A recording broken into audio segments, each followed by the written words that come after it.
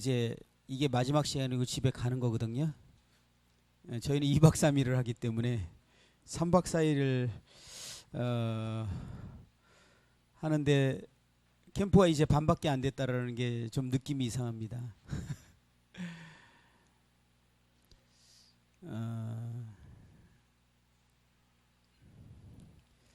기도를 하면서 그 말씀을 준비하면서 오늘 이제 오전에 전할 말씀에 대해서 특별히 더 기도하는 시간을 갖게 됐습니다. 저는 어제 그제 이제 우리 그리스도의 몸된 교회가 세상 가운데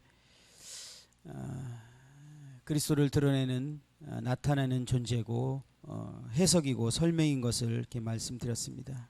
그러면서 그리스도로 살아내는 삶이 무엇인가 할 때 이제 하나님의 본질이 무엇인가를 생각하게 됐고, 요한일서 말씀을 통해서 요한이 이제 결국은 하나님의 생명을 가진 그리스도의 생명으로 살아가는 사람들은 사랑하는 사람인 것을 말씀을 드렸습니다. 저희는 하나님을 사랑해야 되죠. 근데 하나님에 대한 사랑을 무엇으로 우리가 시험을 받는가? 형제를 사랑하는 것으로 시험을 받습니다. 우리는 하나님을 순종해야 됩니다. 그렇죠? 하나님의 순종을 무엇으로 시험을 받는가 할 때 하나님이 세우신 위임 건의를 통해서 하나님에 대한 순종을 시험받습니다. 주님께서는 하나님을 사랑했고 하나님께 죽기까지 순종하신 분이십니다. 우리 안에 계신 우리의 생명이신 그리스도의 생명은 사랑하는 생명이고 순종하는 생명인 것에 대해서 말씀을 드렸습니다. 세 번째로 이제 요한일서 말씀을 통해서 우리가 보고자 하는 것은요, 요한일서 말씀을 다시 한번 펴겠습니다. 5장입니다.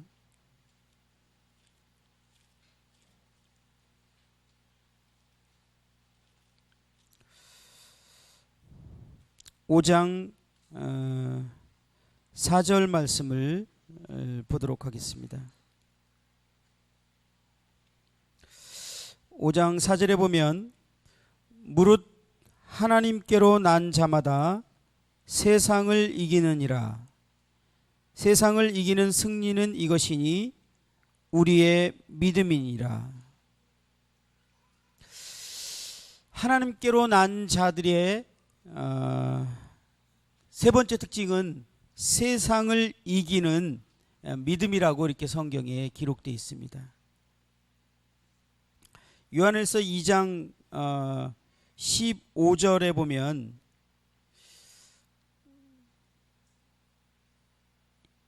어, 3장 13절을 먼저 한번 볼까요? 3장 13절에 보면 형제들아 세상이 너희를 미워하여도 이상히 여기지 말라. 세상이 우리를 미워한답니다. 그렇기 때문에 2장 15절에 보면 이 세상이나 세상에 있는 것들을 사랑하지 말라. 저희들이 세상을 사랑하게 되면 어리석은 것이라는 것을 논리적으로 이해할 수 있어요. 세상은 우리를 미워합니다. 그런데 우리가 세상을 사랑한다면 뭐 짝사랑이라는 느낌은 왠지 좋은 느낌으로 많이 통용돼서 이렇게 표현하면 모르지만 짝사랑하고 있는 것이죠. 세상은 우리를 사랑하지 않습니다. 근데 우리가 세상을 사랑하는 것은 어리석은 것입니다. 그런데 하나님께로 난 사람은 세상을 사랑하지 않고 세상을 이기는 믿음을 갖게 된다는 거예요. 이 세상을 이기는 믿음은 무엇인가? 이 세상을 이기는 믿음이란 무엇에 관한 믿음을 말하는가? 우리의 믿음은 무엇에 관한 믿음인가? 교회는 무엇으로 세상을 이길 뿐만 아니라 세상의 빛으로 드러나고 세상에 오히려 영향력을 미치고 세상에서 그리스도를 드러내는 존재가 되는가? 믿지 않는 사람들이 교회를 볼 때 교회가 정말 세상과 다른 독특한 그 무엇을 보게 되는데, 그것이 첫 번째 사랑이었고 순종이었는데, 이 세 번째 이 세상 사람들이 교회를 볼 때 저희들을 보는 이 볼 때 다르게 보이는, 특별하게 보이는 것이 믿음인데요. 무엇에 관한 어떠한 믿음인가에 대해서 오늘 좀 교제를 해볼까 합니다. 하나님이 영원 전부터 계획을 가지시고 모든 것을 시작하셨습니다. 지금 눈에 보이는 모든 것은 하나님의 계획 때문에 나타나 보이게 된 것입니다. 하나님의 마음에 있는 것들이 이제 나타난 것이죠. 그죠? 하나님은 아무 생각 없고 계획이 없으시 어떤 일을 행하시지 않으십니다. 그래서 저희를 창조하시고 이 온 우주와 만물을 창조하신 이유는 하나님의 마음속에 영원 전부터 품고 계셨던 어떤 계획에 의해서 시작되었습니다. 그 계획은 하나님을 영화롭게 하고 하나님을 기쁘시게 해드리는 그러한 결과를 일으킵니다. 하나님은 자신의 영광을 즐거워하고 기뻐하시는 분입니다. 하나님의 기쁨에 의해서 어떤 계획들이 생겨났고 그러한 일들이 이루어지고 진행되고 있습니다. 저희들이 하나님의 기쁘신 뜻에 의해서 창조되었습니다. 하나님의 기쁘신 그 뜻은 하나님이 선하시기 때문에 그 뜻이 선합니다. 그런데 그 계획이 이제 이루어지기 위해서 첫사람 아담이 창조되었고 그 아담으로 말미암아 이 일들을 이제 진행하시고자 하는 하나님의 뜻이 나타나기 시작했는데요. 문제는 아담이 이 하나님의 뜻을 이제 거스르게 되는 사건이 일어납니다. 문제가 생겨버렸습니다. 그런데 이 문제가 생겼지만 하나님께서는 이 아담이 하나님의 계획을 떠난 문제를 일으킨 것을 다시 회복시키고 원상태로 만드셔서 다시 하나님의 그 영원 전부터 품으셨던 그 뜻을 이루시기 위해서 우리에게 이제 구원자를 보내주시는 것입니다. 그리고 구원자를 통해서 다시 인생을 향한, 처음부터 하나님께서 품었던 사람을 향한 그 계획이 다시 정상적인 궤도에 올라서게 되면서 그 뜻이 진행되고 시작되게 됩니다. 그래서 예수님께서는 이 하나님의 계획을 저희들이 다시 한번 참여할 수 있게 하기 위해서 길을 열어놓으신 분입니다. 그 열어놓으신 길을 믿고 그 계획에 참여하게 되는 것이 구원입니다. 이러한 하나님의 계획에 관한 소식을 이제 우리는 복된 소식, 굿뉴스, 복음이라고 합니다. 제가 복음에 대해서 설명하면서 좀 다르게 접근을 하고 있습니다. 그렇죠? 이 복된 소식이라는 것은 하나님의 영원 전부터 품었던 어떤 계획을 말하는 것이고요. 그 계획이 이제 그 계획에 우리가 참여하게 되는 그러한 놀라운 소식을 복음이라고 합니다.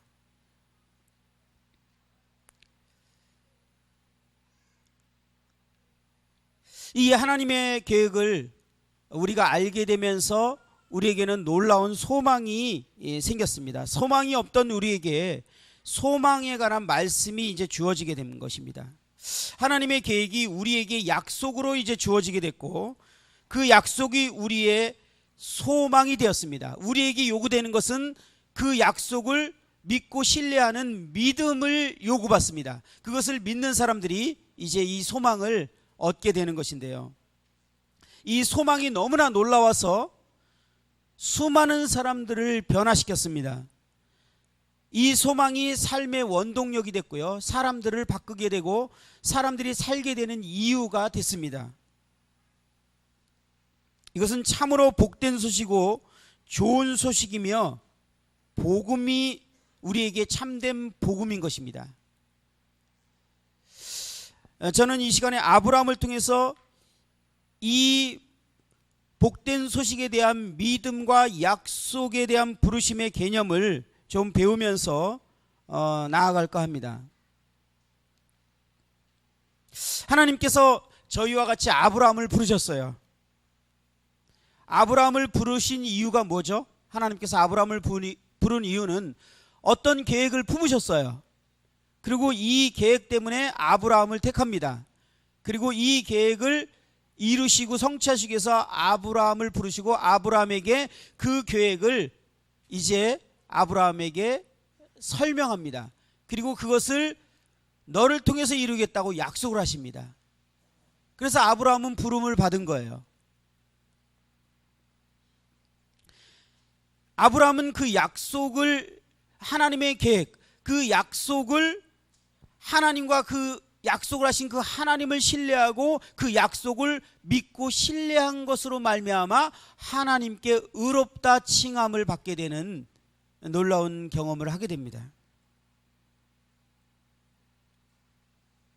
아브라함은 하나님의 그 약속, 부르심 하나님의 약속을 믿고 신뢰하는 것으로 말미암아 이제 하나님이 약속하신 것들을 이제 얻게 되어집니다. 로마서 4장 13절에 보면 아브라함과 그 자손에게 주신 하나님의 약속은 세상을 물려받을 상속자가 되리라는 그런 약속이었습니다. 하나님의 약속은 기업에 관한 것이었습니다. 그래서 아브라함의 부르심은 하나님의 계획과 뜻으로 말미암았고 그 계획에 대한 약속의 부르심이었습니다. 그래서 그 부르심 때문에 아브라함은 하나님의 이제 아들이 됩니다. 하나님은 아브라함의 아버지가 됩니다. 그리고 기업을 주시겠다라는 이 약속의 부르심으로 아브라함을 인도해 갑니다. 이때 아브라함에게 요구되는 것은 부르신 하나님을 믿고 신뢰하는 것, 부르신 이의 약속을 믿고 신뢰하는 것이 요구되었습니다. 그렇죠? 너무나도 잘 아는 지금 내용을 우리는 얘기하고 있습니다. 아브라함에게 요구되는 것은 하나님께서 약속하신 것에 대한 그 소망에 관한 믿음이었습니다. 그래서 아브라함의 온통 생애는 이 하나님의 약속에 대한 소망이 그의 삶의 원동력이었고 그가 살아가는 이유였고 그의 삶을 이끄는 힘이 그 하나님의 약속에 대한 소망이었어요. 그래서 아브라함은 그 삶을 통해서 하나님의 그 약속을 믿는다라는 것을 증명했습니다. 그의 삶을 보면 아브라함은 정말 저 사람은 하나님의 부르심, 그 약속을 믿는구나 라는 것을 모든 사람이 옆에서 볼 때 느낄 수 있고 알 수 있었습니다.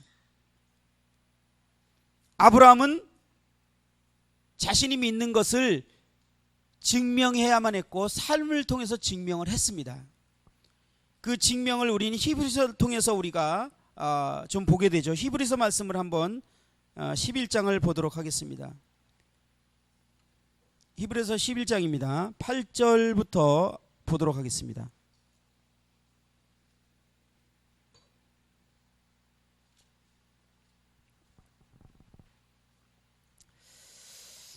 음, 8절에 보면 믿음으로 아브라함은 부르심을 받을 때 순종하여 장래의 유업으로 받을 땅에 나아갈새 갈 바를 알지 못하고 나아갔으며 믿음으로 그가 이방의 땅에 있는 것 같이 약속의 땅에 거류하여 동일한 약속을 유업으로 함께 받은 이삭 및 야곱과 더불어 장막에 거했으니 이는 그가 하나님이 계획하시고 지으실 터가 있는 성을 바랐음이라.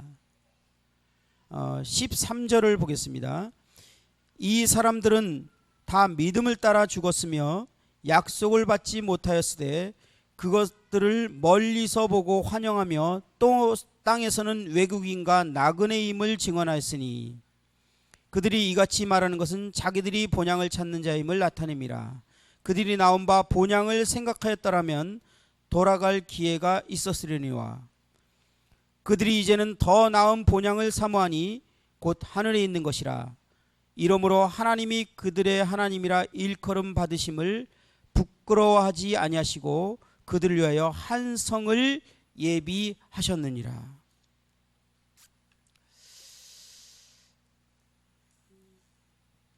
아브라함의 부르심은 하나님의 계획과 뜻으로 말미암았습니다. 그 뜻이 무엇이냐면 아브라함에게 기업을 주겠다라는 거였어요. 아브라함은 그 약속의 땅 기업을 바라보면서 본토 친척 아비 모든 집을 버리고 떠났습니다. 그리고 아브라함은 결국은 그 기업이 이 영원한 것에 있다라는 것을 아브라함이 알게 됐어요. 그는 이 땅을 살아가면서 그 본향을 생각하면서 나그네와 행인으로, 그렇기 때문에 아브라함은 이 땅에서 결코 집을 짓지 않았습니다. 그는 하나님께서 주신 약속을 정말 믿는 것을 삶에서 증명하고 그것을 증거했다라는 것이 히브리서 11장 말씀입니다. 히브리서 11장은요, 그들이 믿음을 삶에서 증명했다라는 말들을 기록하고 있는 것입니다. 믿음의 선진들이 그의 인생의 삶 가운데서 어떻게 삶으로 믿음을 증명하며 살았는지에 대한 내용들을 말하고 있습니다.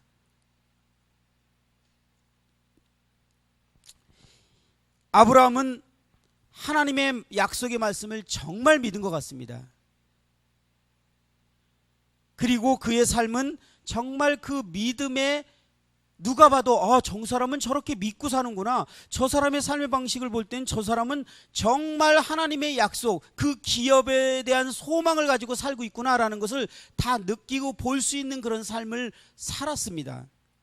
이 아브라함에게 적용된 진리가 우리에게도 동일하게 적용되기 때문에 지금 아브라함에 대해서 제가 이렇게 말씀을 드리고 있는 것입니다. 로마서 4장 말씀을 한번 보겠습니다. 로마서 4장입니다.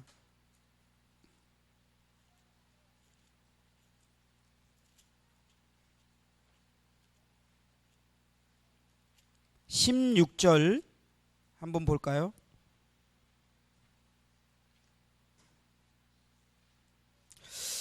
그러므로 상속자가 되는 그것이 은혜에 속하기 위하여 믿음으로 되나니 이는 그 약속을 그 모든 후손에게 굳게 하려 하심이라. 율법에 속한 자에게뿐만 아니라 아브라함의 믿음에 속한 자들에게도 그러하니 아브라함은 우리 모든 사람의 조상이라. 23절을 보겠습니다. 그에게 의로 여겨졌다 기록된 것은 아브라함만 위한 것이 아니요 의로 여기심을 받은 우리도 위함이니 곧 예수 우리 주를 죽은 자 가운데서 살리신 이를 믿는 자니라. 이 말씀 보면 아브라함에게 의롭다 칭하신 하나님께서 그 아브라함의 믿음과 같은 동일한 믿음을 저희들에게 보고 저희도 의롭다 여기었다라고 말씀하고 있습니다. 그러면 아브라함의 믿었던 그 믿음이, 아브라함은 우리의 믿음의 조상이고 아브라함이 믿었던 그 믿음, 그 다음에 아브라함이 갔던 그 믿음의 길, 그것이 오늘날 우리에게도 동일하게 적용되고 동일하게 해당되고, 하나님이 아브라함이 가졌던 그 믿음을 오늘날 우리에게도 보고 그 믿음을 의롭다 하고 그 아브라함의 믿음을 오늘날 우리에게도 요구하고 있다라는 그런 내용을 말하고 있습니다. 그러면 그 아브라함에게 주어졌던 그 약속, 아브라함이 소망했던 그 믿음, 이것이 오늘날 우리에게도 정말 적용되고 있는가라는 것에 대해서 생각을 해볼 필요가 있습니다. 우리 골로새서 말씀을 한번 보도록 하겠습니다. 골로새 1장입니다.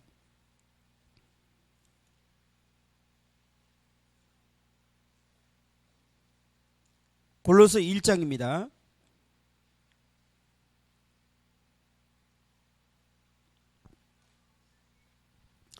골로새 1장의 3절에부터 보면요, 바울이 이제 이렇게 시작을 합니다. 우리가 너희를 위하여 기도할 때마다 하나님 곧 우리 주 예수 그리스도의 아버지께 감사하노라. 바울이 골로새 교회에 대해서 이제 이 소식을 듣게 되는데, 골로새 교회의 소식을, 어떤 소식을 들었는지 그 소식 때문에 바울은 골로새 교회에 대해서 감사한 마음이 들었습니다. 이 골로새 교회는 이 세상에서 그리스도의 몸된 교회로서 그리스도를 정확하게 표현하고 그리스도를 드러내고 있는 그런 교회였던 것으로 보입니다. 그렇기 때문에 골로새 교회를 생각할 때 바울은요, 너무나 감사한 마음이 들었어요. 기도할 때 기쁨이 있었어요. 그래서 이 골로새 교회를 때문에 바울은 감사하는 마음으로 기도하고 있는 고백을 시작합니다. 그런데 그 내용이 무엇이냐는 거예요. 자, 4절부터 한번 보겠습니다. 이는 그리스도 예수 안에서 너의 믿음과 모든 성도에 대한 사랑을 들었으며, 우리가 어제 내내 교제했던 내용이 골로새 교회는 실제 일어나고 있었습니다. 그렇지요? 골로새 교회 성도들은요, 성도들이 정말 깊이 서로 사랑했던 거예요. 근데 너희 믿음과 성도에 대한 사랑이다, 이렇게 표현하고 있습니다. 믿음이라는 단어가 하나가 더 들어갔어요. 오늘 교제하고자 하는 그런 내용이죠. 이 소식을 들은 거예요. 그런데 이 믿음과 모든 성도에 대한 사랑을 들었는데 그 이유를 얘기하는데요. 너희를 위하여 하늘에 쌓아둔 소망으로 말미암음이. 골로새 교회 성도들의 믿음과 사랑이 근거가 있는데 그 근거가 뭐냐면 소망 때문에 그렇고 있다라는 거예요. 하늘에 쌓아둔 소망 때문에 그 소망에 관한 믿음이 골로새 성도들을 이제 움직이게 했는데 그 열매가 사랑으로 나타나고 있다, 이렇게 말하고 있는 것입니다. 그러니까 하늘에 대한 소망에 관한 믿음이었어요. 믿음이 어떤 믿음이냐? 하늘에 관한 소망에 관한 믿음. 이 소망에 관한 믿음이 온 성도들 하여금 서로 사랑하게 만들어버린 거예요. 그런데 여기서 더 놀라운 것은요, 저의 세계관에 충격을 가하고 있는 내용은 그 다음 내용이에요. 이 내용이 곧 너희가 전에 복음, 진리의 말씀을 들은 것이라, 이렇게 표현하고 있거든요. 그래서 제가 이 성경의 얼뜻 보니까 이해가 잘 안 가서 여러 가지 성경들을 찾아봤어요. 킹 제임스 버전, 표준세 번역, 쉬운 성경, 여러 가지 성경들을. 제가 원어는 잘 모르기 때문에요, 히브리어 헬라어를 공부를 못했거든요. 그래서 좀 더 자세히 성경을 보니까요, 이 다른 성경에 이 표현들이 정확하게 나와 있어요. 그 중에 한 예로 세 번역으로 한번 읽어드리겠습니다. 4절 5절을 읽어드릴게요. 그것은 그리스도 예수를 믿는 여러분의 믿음과 모든 성도의 품은 여러분의 사랑을 우리가 전해 들었기 때문입니다. 여러분의 믿음과 사랑은 여러분을 위하여 하늘에 쌓아둔 소망에 근거합니다. 정확하게 표현하고 있죠. 우리의 믿음과 사랑은 하늘에 쌓아둔 소망에 근거합니다. 이 소망은 여러분이 진리의 말씀, 곧 복음을 받아들일 때 이미 들은 것입니다. 다시 한번 읽어드리겠습니다.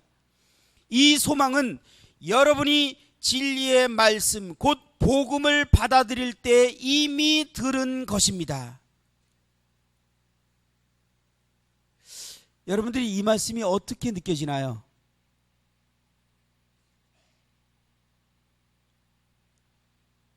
지금 골로새 성도들이요, 막 성도들이 좀 사랑하고 있어요.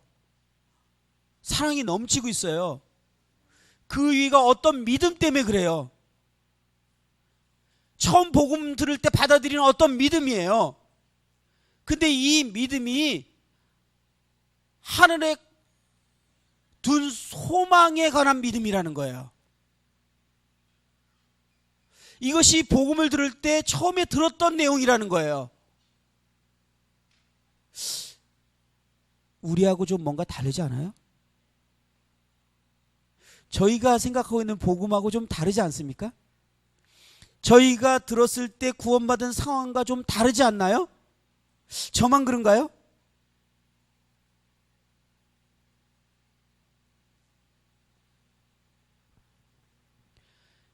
이 골로새 성도들은요, 처음부터 하나님의 계획과 뜻에 관한 부르심에 관한 믿음이었어요. 그 부르심에 관한 믿음의 시작이, 문이, 길이 예수 그리스도가 하신 일이었는데요, 그 예수 그리스도가 그 십자가에 달려서 우리를 영원한 속죄, 우리를 죄 사함을 성취하신 이유는 이 하나님의 계획, 뜻을 우리가 약속으로 받는 데 있어서 반드시 필요한 조건이었고 길이었기 때문에 그렇게 하신 거예요.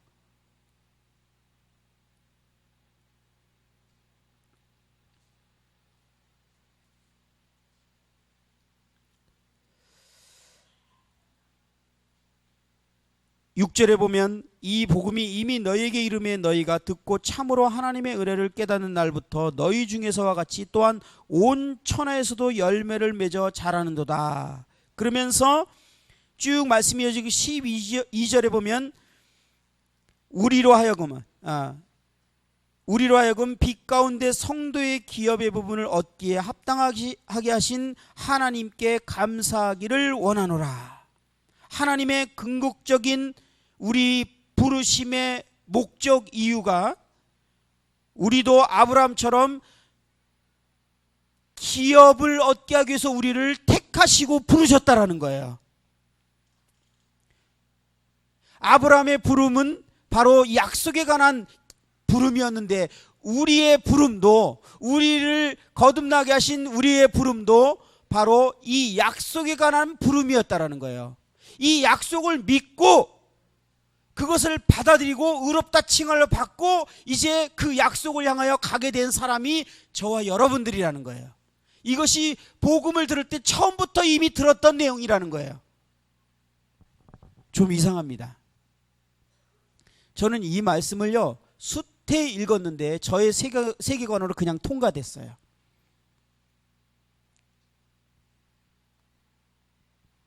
22절과 23절에 보면 이는 그의 육체의 죽음으로 말미암아 화목게 하사 너희를 거룩하고 흠이 없고 책망할 것이 없는 자로 그 앞에 세우고자 하셨으니 만일 너희가 믿음에 거하고 터 위에 굳게 서서 너희 들은 바 복음의 소망에 흔들리지 아니하면 그리하리라. 우리가 그렇도록 말하는 복음, 이 여기서는 복음의 소망이라고 말하고 있습니다. 뭐라고 이 말을 우리 표현으로 해석하면 뭐예요? 복음이 가져다 주는 소망. 복음이 가져다 주는 소망. 여러분, 복음을 들을 때 이 소망이 함께 왔습니까? 이 소망에 관한 믿음이었어요? 이 복음이 우리에게 임할 때 이 소망이 함께 오셨냐고요? 그러면 사랑하게 되는 거예요. 초대교회 성도들은 복음을 그렇게 들었어요. 그렇기 때문에 그들은 처음부터 이 소망 때문에 사랑하게 됐는데, 그 사랑이 실제적인 사랑에서 어떻게 해요? 자기 것을 자기 것으로 여기지 않았습니다. 소망에 관한, 소망이 생기면서 그들은요, 이 세상을 초월하기 시작했어요. 그들은 이 복음을 듣자마자 나그네가 되어버린 거예요. 이 소망이 마음 가운데 가득 차게 됐어요. 그의 인생을 바꿔버렸어요. 그의 삶의 원동력이 바뀌어버렸어요. 그렇기 때문에 그들은요, 세상을 사랑할 수가 없었어요. 그리고 그들의 사랑하는 방식은 실제적이었는데 자신의 것을 줄 수 있었어요. 이거 의미가 없는 거예요. 이것이 아브라함 같이. 아브라함은요, 정말 거부였거든요. 그가 집을 지려면요, 정말 놀라운 그 맨션 아파트를 지을 수 있었을 거예요. 지금 시대로 말하면. 근데 그는 텐트에서 살았습니다. 그에게는 그것이 의미가 없었어요. 그가 정말 하나님께서 자신을 부를 때 그 부른 것은 하나님이 약속하신 어떤 소망이 있었기 때문에요. 지금 나이가 가진 것은 그게 거기에 비하면 너무나 이게 별 볼 일 없는 거예요. 바울이 전한 복음에 대해서 한두 가지 더 살펴볼까요? 한번 디도서 3장을 한번 보겠습니다. 디도서.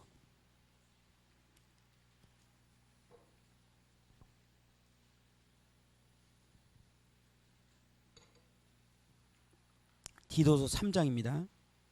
4절부터 보겠습니다.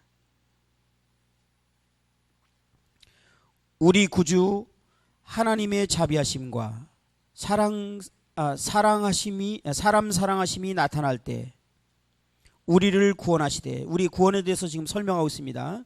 우리의 행한 바 의로운 행위로 말미암지 아니하고 오직 그의 긍휼하심을 따라 중생의 씻음과 성령의 새롭게 하심으로 하셨나니. 우리 이 말씀은 정말 너무나 귀에 박히도록 우리 들은 말씀이고 우리가 이해하고 있는 말씀입니다. 6절 더 가겠습니다.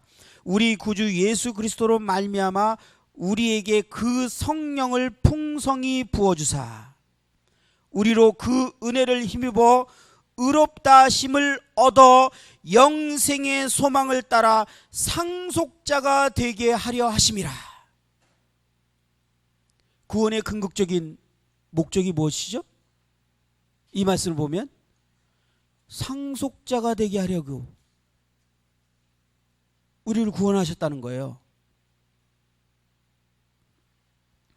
우리를 의롭게 하신 이유가, 우리에게 중생의 씻음을 주신 이유가, 우리를 성령으로 새롭게 하신 이유가, 우리에게 성령을 주신 이유가, 우리를 의롭게 하신 이유가 무엇이냐면 우리에게 상속자가 되게 하시려고 그렇게 하셨다는 거예요. 우리에게 복음의 말씀입니다. 이것이. 그래서 바울이요, 사도행전에 자신이 전한 복음에 대한 내용을 말하고 있는데요, 거기서 한번 살펴보겠습니다. 사도행전 26장. 사도행전 26장입니다.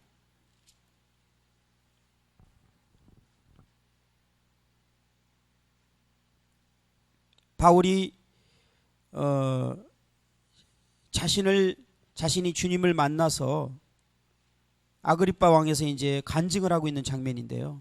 자기가 구원받게 된 장면, 그리고 구원받은 이후에 하나님이 자신을 어떠한 사역으로 부르셨는지까지 이렇게 내용을 간증하고 있는 장면입니다. 16절부터 한번 보면요. 일어나 너의 발로 서라.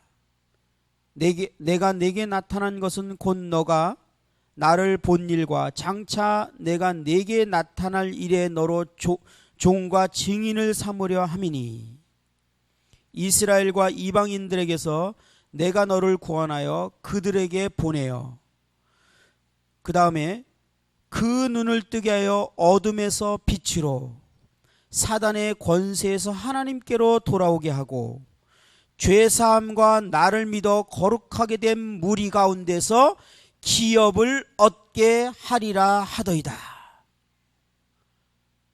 하나님이 우리를 부르신 목적이 뭐라고 써 있죠?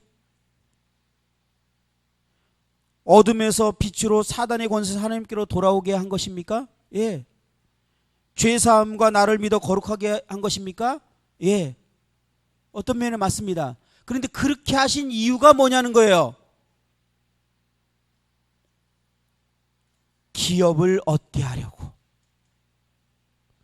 사도 바울은요, 복음을 전할 때 우리의 죄가 용서되었다라는 것이 포커스가 아니었어요.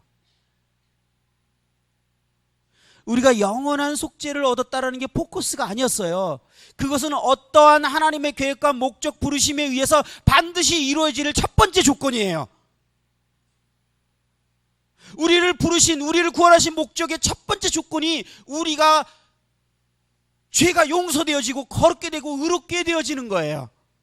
그 무엇을 위해서? 하나님에게. 그것이 뭡니까? 하나님의 아들들이 되어서 그 하나님의 상속자 영원한 기업을 얻는 것이 하나님의 영원전부터 꿈꾸고 계셨던 꿈이셨고 계획이셨고, 그것을 아담이 방해해버린 거예요.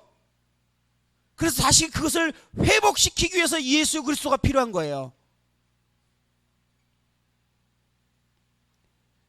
저희는요, 첫 시간에 제가 말씀드렸던 것처럼 부흥신학이라는 이 신학 때문에요, 창세기 3장부터 모든 성경이 시작된 것 같이 우리가 느끼고 있어요.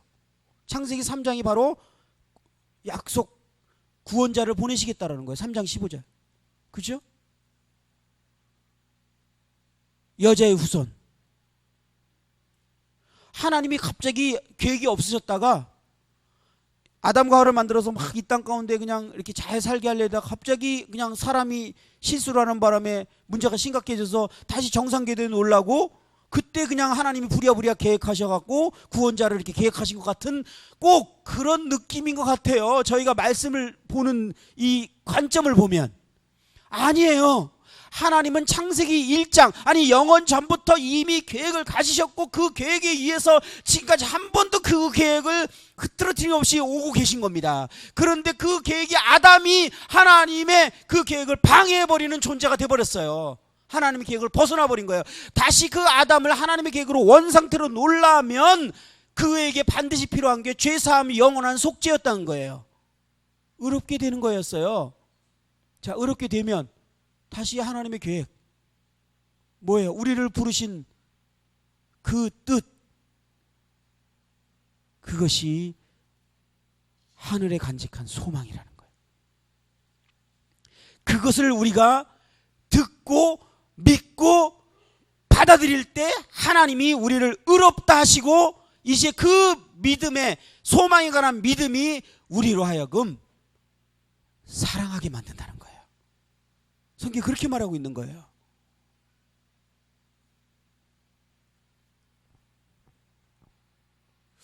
사실은요, 그 저 신학적인 말을 참 모르기도 하고 하기 싫어하는데, 언약 신약적으로 볼 때 성경 전체를 언약 신약은 어떻게 봅니까? 구원으로 봅니다.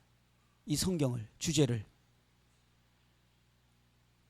그래서 예수 그리스도를 구원자로 해석하면서 이 성경의 전체적인 주제가 인류가 영원한 멸망에 빠졌고 이제 구원이 필요하고 구원받아야 된다는 것이, 그래서 예수 그리스도가 오신 것이 그 이유라는 것을 성경 전체의 주제로 해석을 합니다. 저희 모임이 믿는 성경을 신학적으로 굳이 말하면, 이 신학적으로 말하는 거 별로 좋아하지 않는데 세대주의라고 하죠. 그죠? 세대주의는 주제가 뭡니까? 하나님의 영광이에요. 구원이 아니에요. 주제가 하나님이 자신의 영광을 위해서 뭔가 계획하시고 일하시고 결국 하나님의 영광을 받으실 거라는 거예요. 성경을 더 폭넓게 더 분명하게 본 거예요. 우리의 믿음의 선진들이 바로 이 성경의 이 말씀들을 제대로 본 거예요. 그래서요, 이런 얘기 여러분 들은 적 있어요? 다비는 구원의 기준을 어디다 둔 줄 아세요? 하늘에 안 치움받은 것을 깨달을 때 구원이라고 이렇게 말하기도 했어요.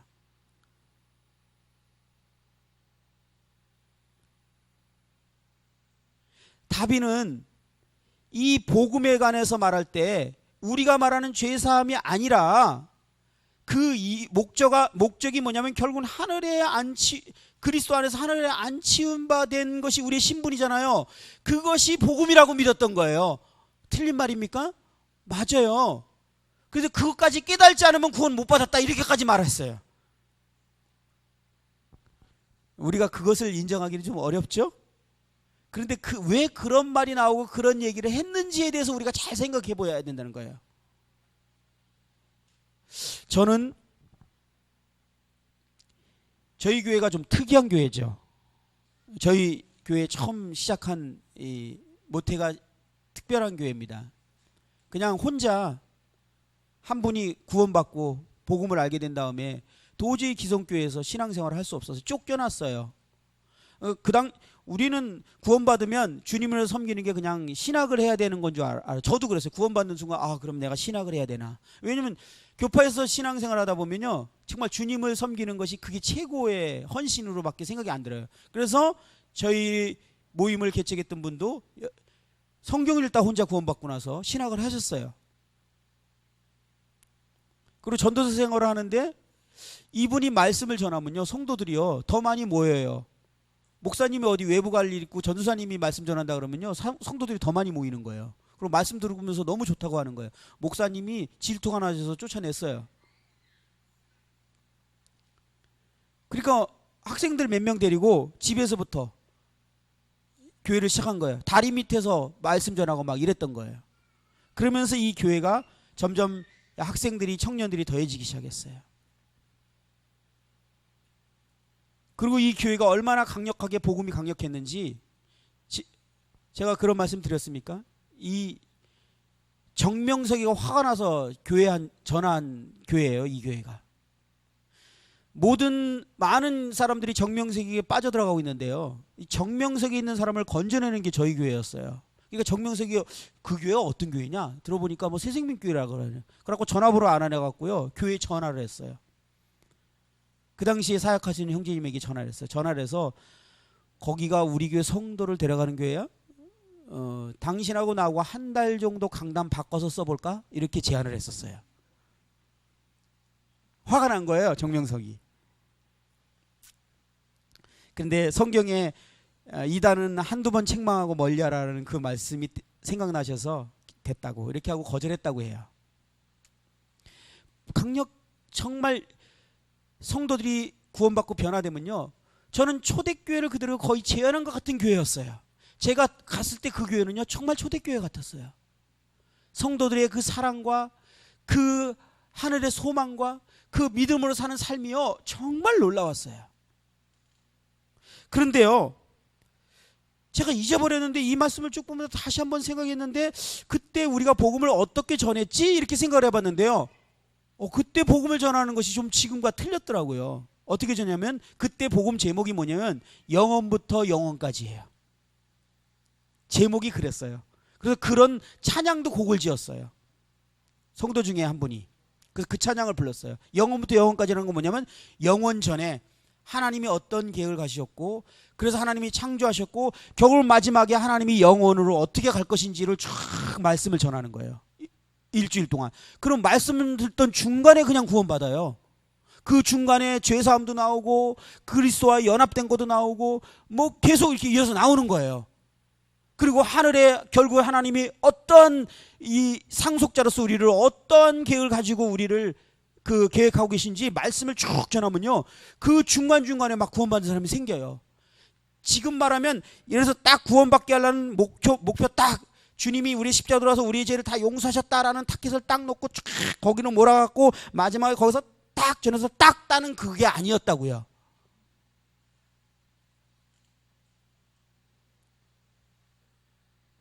제가 잊어버렸는데 기억이 났어요.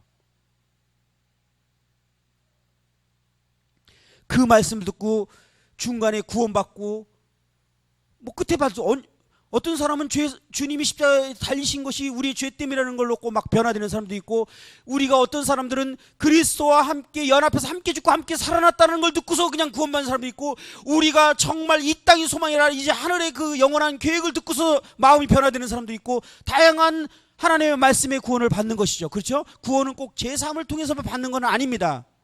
로마서 전체가 복음이라고 말하고 있어요.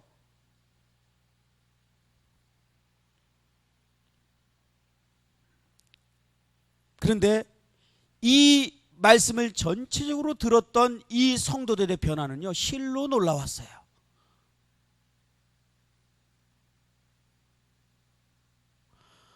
난 이 교회 처음 갔을 때, 제가 그때 말씀 드렸는지 모르겠는데 들었을 것 같아요. 이 교회를 처음 딱 방문했을 때 첫 간증을 잊을 수가 없어요. 제가 그때 간증했죠. 수요일 날인가 이렇게 딱 도착했는데요, 제가 구원받고 나니까 모임 교회 생활을 못 하겠는 거예요. 말씀 듣는데 못 듣겠어요. 그래갖고 제가 이현웅님 그때 저에게 이제 복음을 전했는데 저 말씀을 못 듣겠다고. 그러면 구원받은 사람들이 모여 있는 교회가 있는데 가보겠니? 그런 교회도 있어요. 그래서 갔어요. 그게 제가 말한 그 교회예요. 수요일 날이었어요. 딱 앉았는데 찬양을 막 하는데, 찬양을 하는데 이게 찬양을 하는데 뭐가 있어. 막 찬양하는데 다들 막 가슴이 터질 것처럼 외치면서 부르는데요, 그때 불렀던 노래는 아주 생생해요. 초가산간도 나는 만족하네. 값진 재물 내게 없지만 앞으로 내가 하늘나라에 가면 순한 금길을 거닐겠네. 막 그러는데 막 얼굴이 막 광채가 나요. 가슴이 막 터질 것처럼 소리 지르면서 찬양을 하는데 이 사람들 도대체 뭐야? 막 그러고 나서 찬양을 하더니 이제 자연스럽게 교제하자 그래요. 근데 한 자매님이 이제 마이크를 잡고 간증을 하는 거예요. 여기 오는 길에 있었던 일을 간증하더라고요. 버스를 탔습니다. 누구한테인가 이 말을 전해야겠는데 누구한테 전화인지 들어보다가 옆에 있는 남자가 서 있더래요. 근데 남자인데 내가 전화도 될까? 고민이 되더라는 거예요. 그래서 주님께 물었답니다. 주님, 제가 이 남자에게 이 복된 소식을 전하고 싶은데 전해야 되는지 말인지 모르겠는데 만약에 이 남자가 나를 쳐다보면 주님이 뜻으로 알고 전할 거고요. 안 쳐다보면 그냥 가겠습니다. 근데 말이 떨어지기가 무섭게 남자가 자기를 쳐다보더래요. 그래서 잠깐 저의 얘기 좀 들어보시겠냐고. 그리고 거기서 복음을 전하기 시작했어요. 이 남자가 듣다가 보니까 너무 궁금해서 그럼 버스에서 내려서 해달라 그래갖고 내려서 커피숍에 앉아서 복음을 다 전하고 왔다고. 그게 간증이었어요. 처음 들은 간증이었어요. 그게 나는 저 사람 정말 특별하다. 어떻게 저런 사람이 있냐 했더니 모든 성도가 다 그렇게 살아. 저희 교회는 그 당시에 직장 다니는 곳에 학교, 회사 어느 곳에 성경 공부 그룹이 없으면 그 사람은 성도가 아니에요. 진짜로. 그 이상해. 그게 다 있어 다. 없으면 이상한 거야. 회사에서 직장을 다니는 이유야. 학교를 다니는 이유야. 살아가는 이유야. 그냥 이 소망을 전하는 것이. 그리고 자기 것을 자기 거로 여기하고 성도들을 채웠어요. 제가 그래서 말씀드렸으면 제 생필품을 사본 적이 없어요. 이게 초대교회 일이라고요? 아니요. 오늘날도 세계 곳곳에서 벌어질 수 있는 일이고 벌어지고 있는 일입니다. 왜 이런 삶을 살았을까요? 진정한 복음을 깨달은 거예요. 부르심의 소망. 그 복음, 하나님이 우리를 부르신 그 약속의 소망을 알아버린 거예요.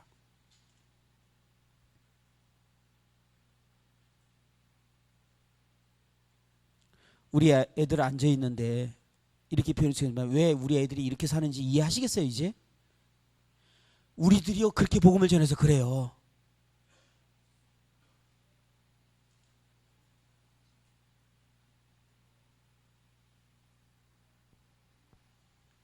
그러면 바울만 이렇게 얘기했습니까? 베드로전서 한번 보겠습니다. 베드로 사도, 바울과 베드로는 대표적인 복음 전도자 아닙니까? 베드로 전서 1장입니다.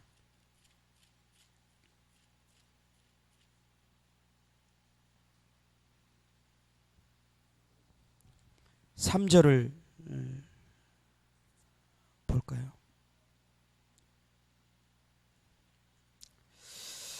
우리 주 예수 그리스도의 아버지 하나님을 찬송하리로다. 그의 많으신 긍휼대로 예수 그리스도를 죽은 자 가운데서 부활하게 하심으로 말미암아 우리를 거듭나게 하사 산 소망이 있게 하시며.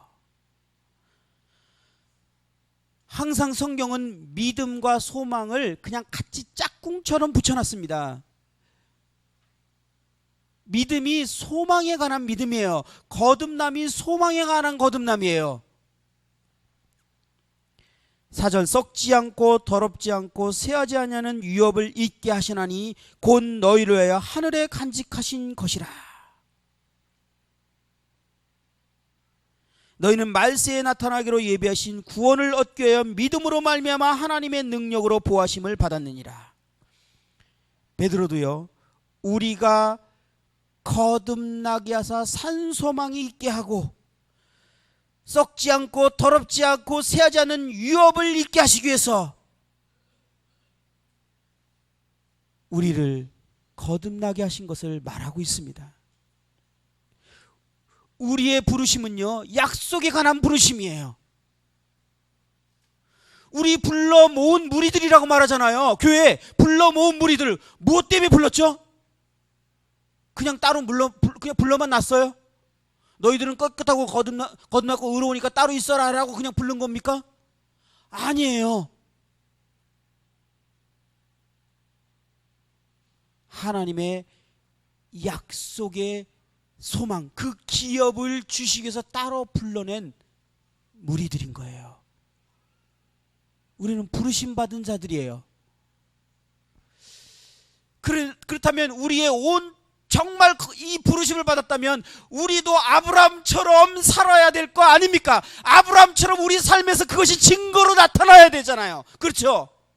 정말 믿는다면 그것을 믿고 살아간다면 믿음이 증거가 나타나야 돼요, 우리 삶에서. 근데 우리는 뭘 믿죠? 죄 용서받았다는 걸 믿는 거예요. 그러니까 죄 용서받은 게 증거가 나타나요. 죄 져도 괜찮아요. 자유로워요. 용서받았어요. 괜찮아요. 그래서 그냥 죄를 져도 돼요. 그 믿은 증거가 나타나고 있어요, 우리에게. 이런 믿음의 증거를 가진 구원파를 이단이라고 말하는 거예요, 사람들이. 우리하고 뭐가 다르죠? 다 용서드리면 괜찮다는 거예요, 이제는 죄를 져도. 제가 작년에 그래서 충격적인 동작대기 사건을 말씀드리지 않았습니까?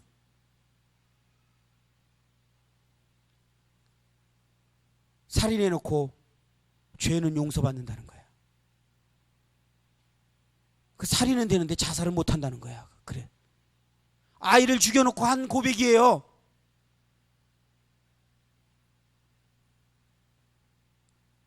왜? 죄는 용서받으니까요.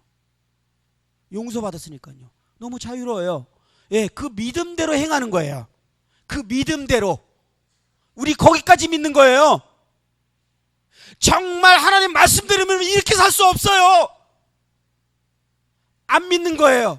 그렇지 않습니까? 양심적으로 고백해 보세요. 이렇게 살 수 없어요.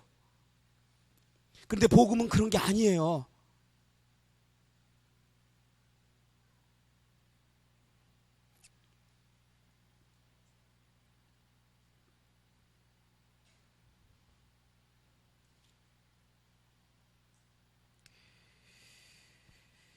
(13절에) 보니까 그러므로 너희 마음의 허리를 동이고 근신하여 예수 그리스도께서 나타나실 때 너희에게 가져다 주실 은혜를 온전히 바랄지어다.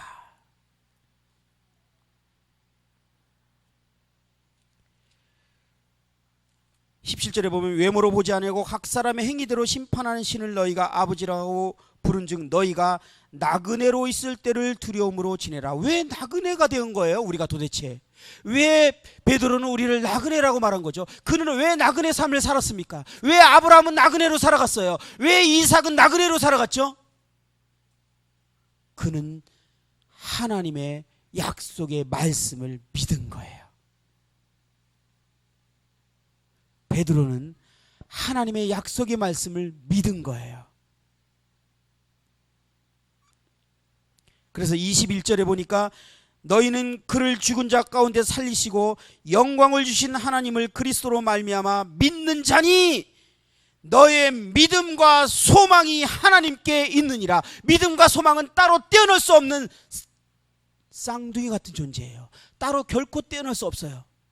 여러분, 다시 한번 성경을 보면 모든 복음에는 항상 소망이 딸려 있다는 사실을 알고 계십니까? 저는요, 저희 세계관이 잘못됐다라는 거에 충격을 받았어요. 저는 복음 그러면 영원한 속죄, 죄사함, 그냥 이게 떠올라요, 그냥. 근데 성경에서 정말 복음을 그렇게 말할까요? 그것은 대단히 중요합니다. 반드시 죄사함, 의롭게 되지 않고는 이 하나님의 약속을 받을 수가 없고요, 그 약속을 참여할 수가 없어요. 그 때문에 너무너무나 중요한 시작이에요. 그렇지만 그게 끝이 아니라고요. 그게 목적이 아니라고요. 그 목적은 하나님의 아들들이 돼서 상속받는 그 기업 때문에 그것이 필요한 거예요. 그러니까 그것이 진정한 복음 아닙니까, 우리에게? 그 소망이 진정한 우리의 복음이 아니에요? 그 약속이 우리의 복음이에요. 그것 때문에 우리는 하나님이 예수 그리스도 십자가를 우리 위해서 죽은 거를 믿게 된 거예요. 그것 때문에.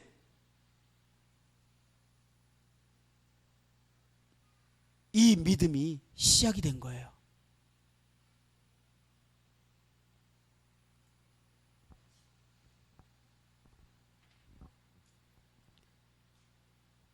그리고 희한하게 믿음과 소망. 근데 20번은 너희가 진리를 순종함으로 너희 영혼을 깨끗하게 하여 거짓없이 형제 사랑하기에 이르렀으니 마음으로 뜨겁게 서로 사랑하라. 믿음과 소망과 사랑이 어떻게 떼어놓을 수 있는 진리입니까? 말이 안 되는 거예요.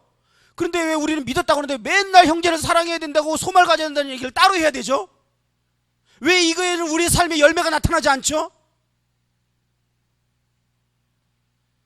우리가 정말 믿고 있는 것이 무엇인지, 근시안적인 시선으로 우리가 믿음을 갖지는 않았는지 다시 한번 생각해 봐야 됩니다. 우리의 믿음은요, 소망에 관한 믿음, 하나님의 약속에 관한 믿음이에요. 그분이 우리를 향한 그 계획에 관한 믿음이에요. 그것을 믿음으로 받아들인 거예요. 그래서 우리에게는요, 산 소망이 생겼어요. 거듭난 그리스도에게 특징은 산 소망이 있어요. 그래서 너에게 있는 소망이 무엇인들 묻거든 대답할 것을 예비하되. 여러분들은 도대체 뭘 예비하신 거예요? 사람들이 우리에 대해서 묻는다는 거예요. 도대체 너는 뭐 때문에 이렇게 소망이 있니? 아니, 이 땅에서 도대체 되는 게 없는데 너는 왜 이렇게 좋은 거야? 아니, 너는 맨날 뒤처지고 잘리고 안 되는 것 같고 뭐 지질이 궁상인데 너는 왜 웃고 있는 거야 도대체? 그리고 뭔가 꼭 너한테는 뭔 일이 벌어질 것 같아, 뭔가 있을 것 같아. 그게 뭔데? 라고 믿어야, 물어봐야 정상적인 그리스도의 삶을 살고 있다는 거예요. 삶에서 다른 사람이 우리를 본 거예요. 저 사람 정말 믿는구나. 근데 얘기를 들어보니까 그거야. 아, 너 그래서 그러는 거야? 아브라함과 그 당시 같이 살았던 사람은 아브라함을 보면서 느끼지 않았겠어요? 아브라함은 거부인데요, 결코 자기를 위해서 뭐 땅을 사거나 집을 짓거나 그러지 않았어요. 롯과 함께 있을 때 아브라함이 롯에게 네가 원하는 땅을 선택해라 라고 말할 수 있던 마음이 어디서 나왔어요? 어떻게 그럴 수 있어요? 자기가 지금 얼마든지 선택할 수 있는데, 부유한 땅을. 근데 롯에게 네가 선택하라는 거야. 나는 반대로 가겠다는 거예요.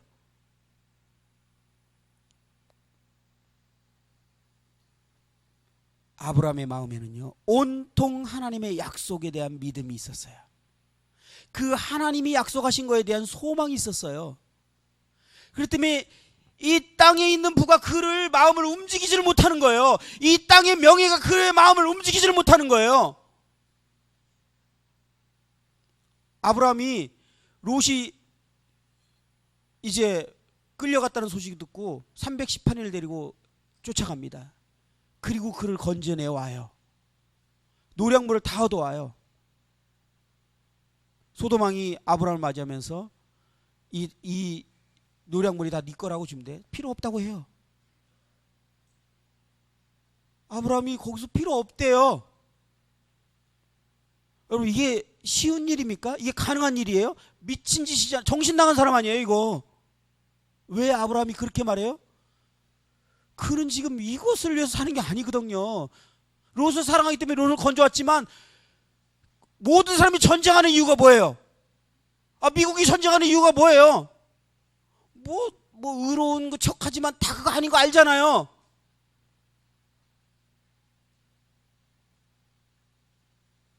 다 얻는 게 있어서 하는 거거든요.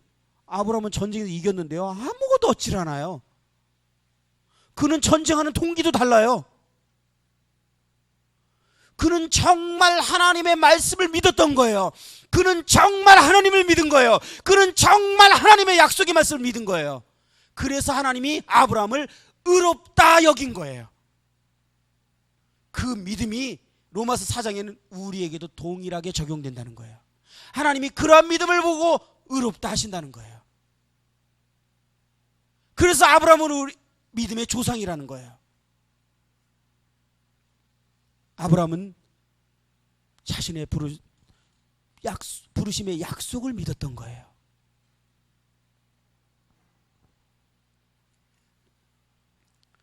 로마서 8장을 한번 더 보겠습니다. 로마서 8장입니다.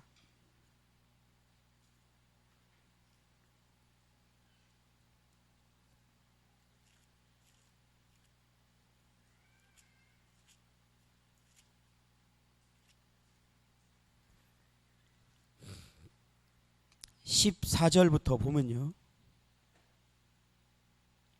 무릇 하나님의 영으로 인도함을 받는 사람은 곧 하나님의 아들이라. 너희는 다시 무수하는 종의 영을 받지 아니하고 양자의 영을 받았으므로 우리가 아빠 아버지라 부르짖느니라. 성령이 친히 우리의 영과 더불어 우리가 하나님의 자녀인 것을 증거하나니 자녀이면 또한 상속자, 또한 하나님의 상속자여 그리스도와 함께한 상속자니 우리가 그와 함께 영광을 받기 위하여 고난도 함께 받아야 할 것이니라. 결국은 이 말씀에서도 결국은 우리가 상속자인 것을 얘기하는데요. 아니, 저는 그런 생각을 해봤어요. 우리가 죄사함이 목적이라면, 그 영원한 속죄가 목적이라면 굳이 하나님의 아들이 될 이유는 무엇일까? 아들이 아니라도 되지 않습니까? 아들로 안 삼고도 얼마든지 죄를 용서해 줄 수 있어요. 그렇죠? 근데 굳이 아들로 삼으신 이유가 뭐예요? 아빠 아버지라고 부르도록 아들로 삼은 이유가 뭐냐는 거예요. 그건 하나님이 영원전부터 품었던 계획에 의한 우리의 부르심이었기 때문에 우리를 아들로서 삼으며 우리를 의롭게 하신 거예요. 왜? 아들은 상속과 연결되어 있는 거예요.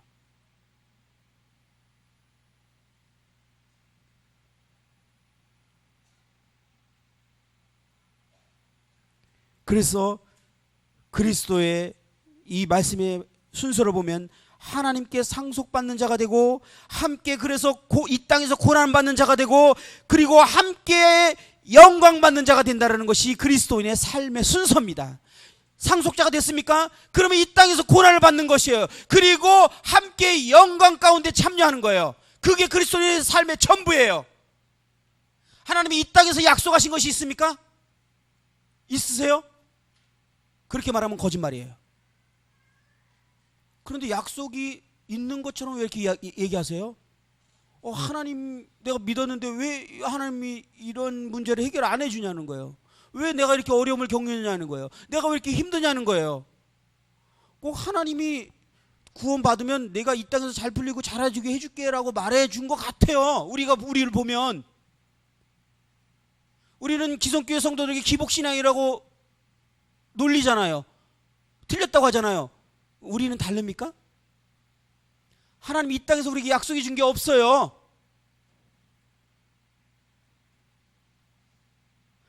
그런데 그럴듯하게 그리스도인 세상에서 영향력을 미쳐야 된다. 참 맞는 말 같죠.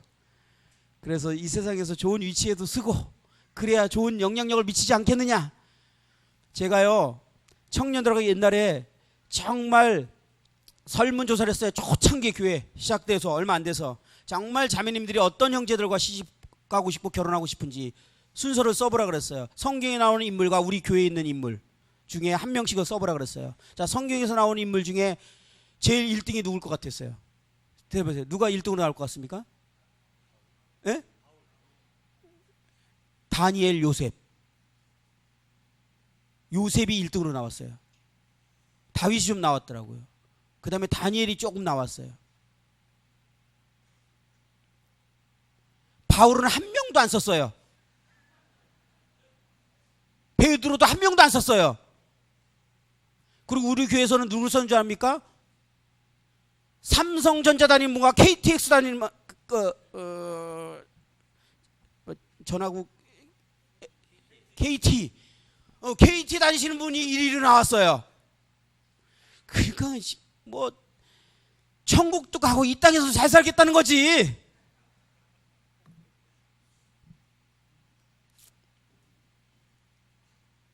정말 믿은 건가요? 정말 하나님의 이 약속의 말씀을 제대로 이해한 건가요?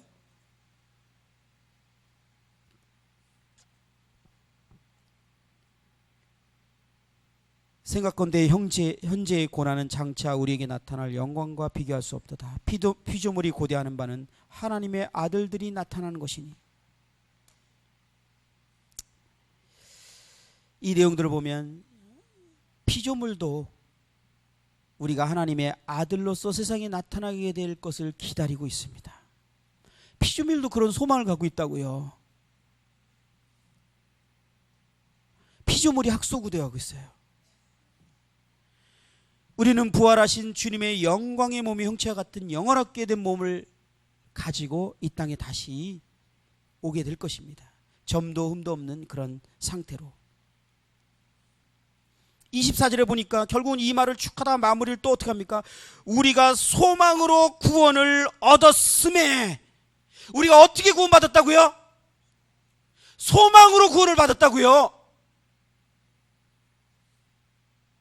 무슨 소망? 그냥 천국 들어가는 소망? 아니에요. 성경 그렇게 써 있지 않아요. 영화롭게 되는 하나님의 그 영원전부터 품었던 우리가 이제 그리스도의 신부가 되고 하나님 아버지의 집이 돼서 그 하나님과 함께 영화롭게 그리스도의 신부로서 완성된 그날을 하나님이 계획하신 거예요.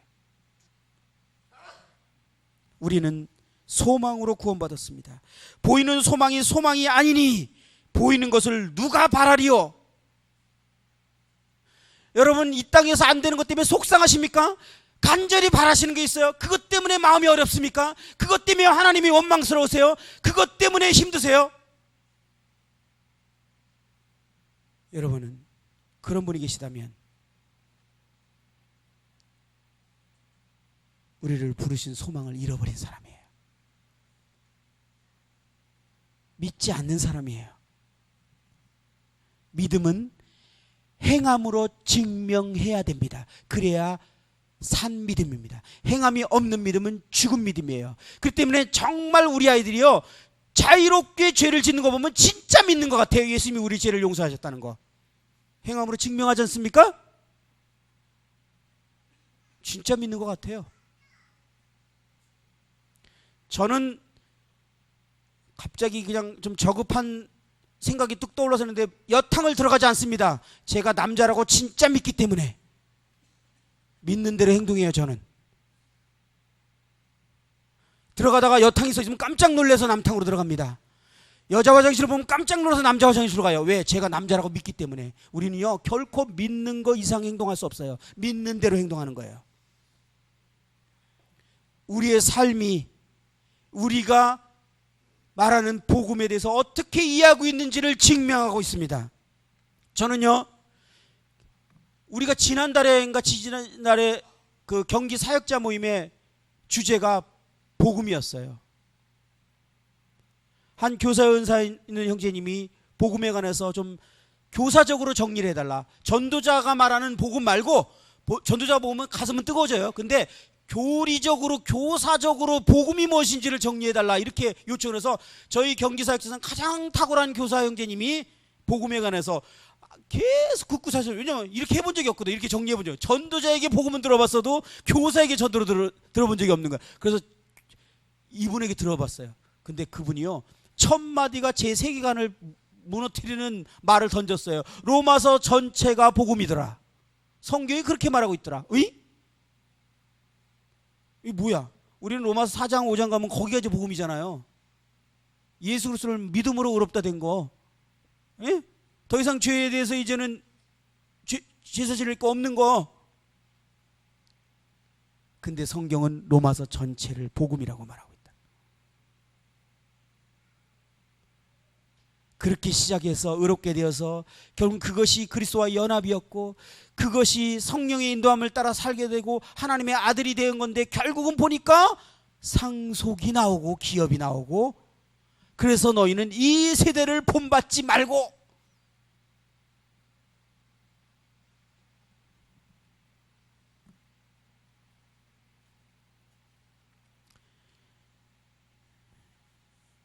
(25절에) 만일 우리가 보지 못하는 것을 바라면 참으로 기다릴지니라. 우리는 이러한 소망으로 구원받았습니다. 우리는 이것을 소망하며 살아가는 자가 된 것입니다. 그렇기 때문에 우리는 인내로 그것을 기다리게 됩니다. 이것은 믿음으로 말미암아 시작되고 믿음으로 바라보며 지속적인 믿음이 필요한 것입니다.